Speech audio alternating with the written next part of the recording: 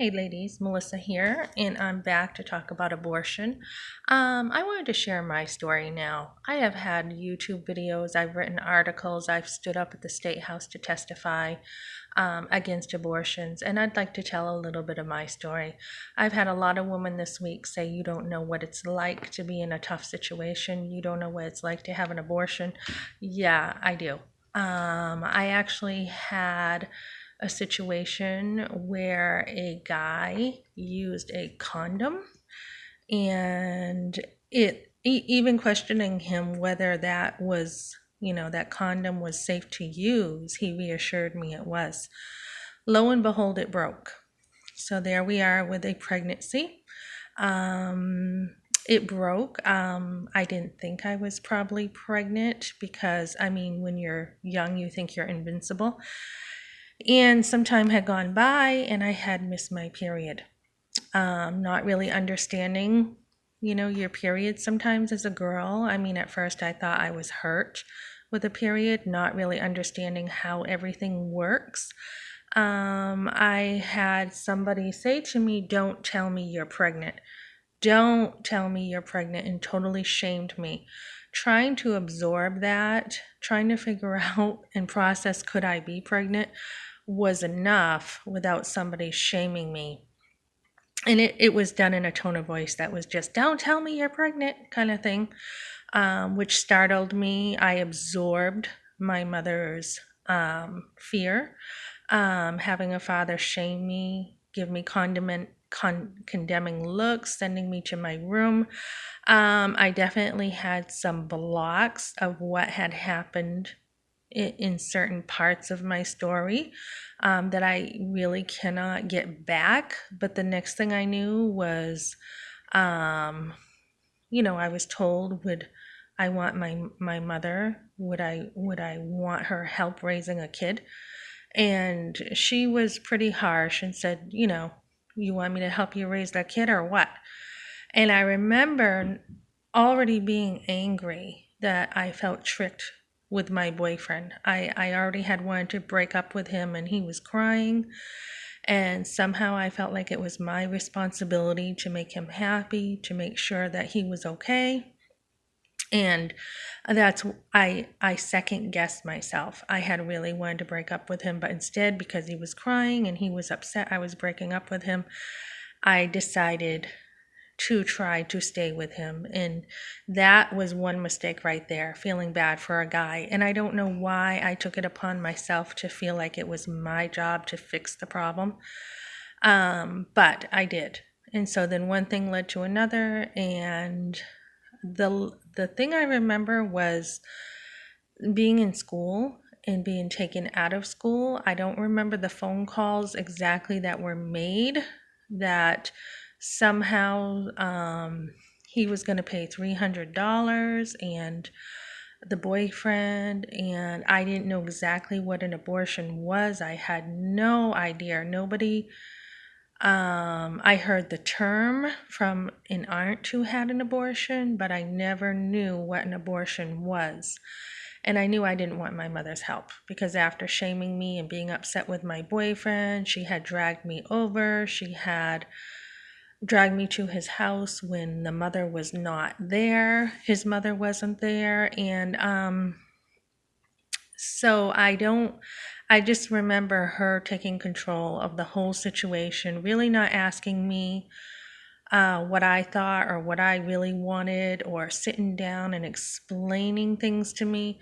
So from there, I remember being taken out of school. I don't even really remember getting there. I remember going into the place, and I was told just sign the papers from my mother. Don't even read it. So trusting her, I did that. And then I remember being brought barely into an office pretty quickly. Right after the paper was signed, I was taken pretty quickly into an office, and I had metal things put in me, which I didn't understand. Then I was taken to a restaurant. No medication or nothing, and I was dilating in a restaurant. My mother was with me, and she had told me that she wanted to get lunch out. I could not eat. It was all pretty callous, and then I was laying on the bench and barely could move. A waitress asked if I was okay. My mother covered up and said, "Yes, she's fine. Let's get out of here." Off we went so nobody would ask questions. And then we were in a car, and my mother sat with me while I was aborting a child, while the abortion was happening. There was no medical care, there was no help. Shortly after I was brought back to the clinic, I barely remember, again, getting up in that room, but I remember the nurse holding me and leaning on me while I'm trying to process what is going on. What is this vacuum noise? She told me, she held my hand, the only person I had who said it was going to be okay. I remember staring at a wall, blocking out whatever was happening, because the mind can only take so much. There's only so much trauma you can take. Then I remember the doctor coldly, pretty much telling me coldly I could get dressed, and that was it, the end. No aftercare, no, explaining a thing. And then from there, having somebody else pick me up, I thought my mother would be there, but she had abandoned me. Years down the road, she told me she didn't support abortion, and she tried to tell other people she wasn't even there, which she was. And she actually did this to her own daughter. And for years, all I heard was, you were too young. You were too young, but it wasn't even talked about. The next thing I knew that happened was my boyfriend's mother had picked me up, and I had the silent treatment all the way home. As far as my memory, I don't remember her saying much, or there was a feeling of being in trouble still. And then I was dropped off down the road to walk the rest of the way home so that, somebody on the bus would not see me. It was an early release day from school, and they did not want someone else finding out what had happened. My parents did not want someone knowing what had happened. So from there, I went into the home, and my father had told this person what had happened, that he told him that I had had an abortion, and it just went on and on. But anyways, from there was nothing else. There was there was denial. There was living like nothing had happened. And then gym class the next day. So it wasn't until years later that I was pregnant with my first child that I felt him kicking, and all that stuff started coming up.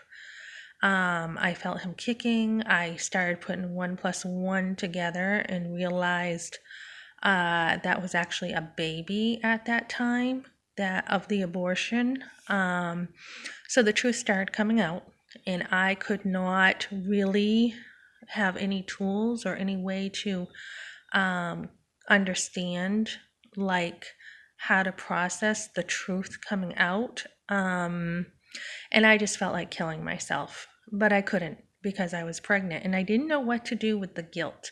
And of course, at that time, I felt it was all my fault. But later on, I was able to put the ball in the right court, so to say, and put the blame where it actually did belong, because they did blame me for everything. Although, at one point, my father had said, "You're the one who got pregnant." Well, they're the ones who knew that I was alone with a boy, and even saw and knew that I had signs of already being with this boy. So they didn't care, but once I was pregnant, it did become a concern. So why I say all this is I tell my story, and then I tell how good God was to me. I had gone to a pregnancy center when I found out I was pregnant, and I had a free pregnancy test, and a lady there told me God forgives as far as the east to the west. I did not understand completely forgiveness. I knew we could justify sin.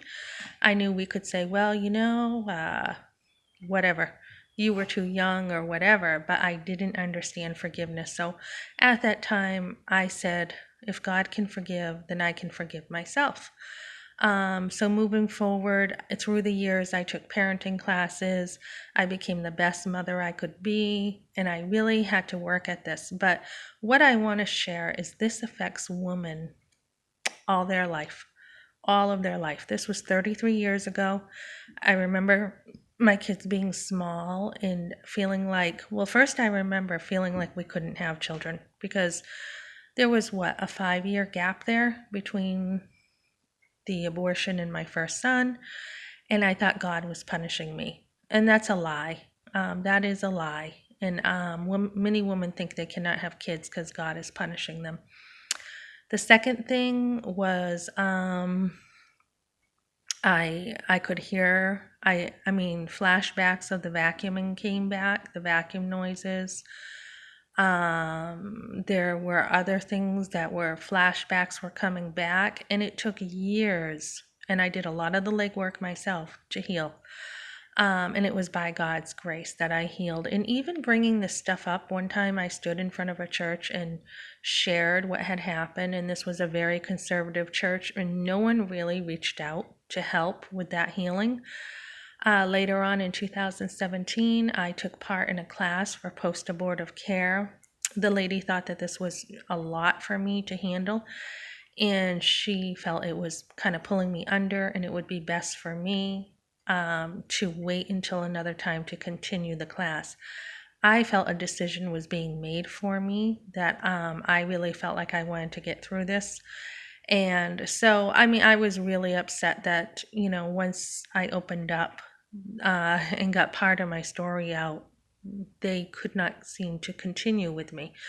And sure enough, later on, I did have another trigger with the shame and guilt that had been put on me at the time of my abortion. I had had a situation that shame and guilt had affected me again. So, but now, I had continued and I had gotten into the Word of God and really got in there. And I've slowly shared my story with others. So I want to encourage girls that I do know what you're going through. I know what it's like to have someone influence you and coerce you into abortion, but it's never okay. It's never okay. And you actually want to reach out. I had nobody to talk to, no one to help me. And you want to reach out and you want to be able to ask others to help you. Don't be afraid to ask for help, I guess would be my biggest advice. Okay, ladies, have a great day. And just know that we have a God who is intimate. We have a God who loves us and cares for us and knows everything about us, and he cares for us. So get help, get healing. Many ladies have not healed from this yet, and we need to heal as women. And we don't want to deny our femininity with abortion. It affects us too.